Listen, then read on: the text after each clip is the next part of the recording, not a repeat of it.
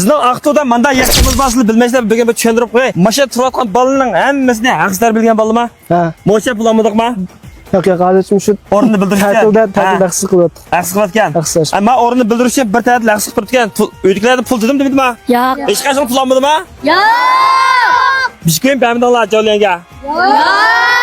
Bamapti mana marasga ketdimi? Ha? Suv pulda bo'lar keldi. Ish qo'ydan ish ko'z suv. Ha, suvga qilanga. Ha, u normal ish. Undalab qolsa, mada ish qilinglar.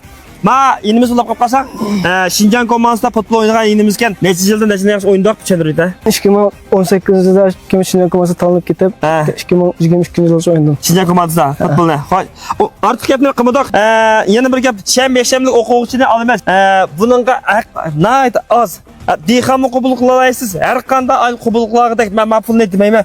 Nayt muvofiq qilgan bo'ldi. Shanba-shanbalik bir oylikmi necha yuz qo'ylanjima. Iniq gapim tushunasiz bo'ldi. Kunlikmi bor, shanba-shanbalik bor, tushlikki maktabdan kaslim bo'ladi. O'rni bizning 4-dadida, Aqto'ning 4-dadida. Ma yangi qilayotgan maydonni bilamiz mana. Mashal, mana bu yangi maydon. Yana qanday qilib birmas Aşo Fujan pul alandık yoki o'zlari biramda. Uni shu atanki biz yappas bo'ldi. Atasida deysiz. Retlik bo'lish uchun komanda retlik mashq uchun yappas bo'ldi. Magnat to'pchi oyoq. To'pchi bo'lsa to'pchigan ba. Ba. Aminim ba. Telefon nomeri oldu yine. 147 99 04 06 25. Ustiga unidani chiqarib qo'ydim. Bu numara qassoz bo'ldi. Aniki maydon muhili cho'nka ko'dimiz.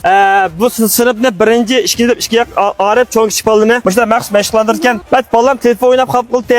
Azroq bir ish qilib bo'ldi. Deydigan bo'lib qolib qolsanglar. Bolalarni aka pasanglar. Mana Şinjan komandasi o'ynagan bo'lsa, mesela ellerimiz o'zi bir qo'llab tarbiyalab turgan bo'ldi. Qolganni ortiq yiqmayman. Bu yerning o'rnini shunda olganda asliga dengmaygan, bosh dengmay bisib kasanglar bo'ldi yoki telefon qilsanglar undar qatsa udullam mishakaslar. Mashin udullam keladigan udullam. 4-dadagi atrofga tuqqanlar qo'yib qolsanglar, sizlarga bolalarga texnik qulaylik bo'ldi ekan. Ortiq gapni qilmadoq. Unda yurtlar yurakni besab, Aqto joyi deb yozibmi? Yozibmi? Nima deb yozsan? Aqto joyi. Qaysi zaman bolalarga kelib, o'zimni bolalarga tepki qilaman ichida. Qaysi mening bolam, qaysi bolam deb. Dadanglar apal ko'z xat yozaman, mening bolam deb yozmamda. Aqto. Mening ismim Bilgal bormi? Tepki qila?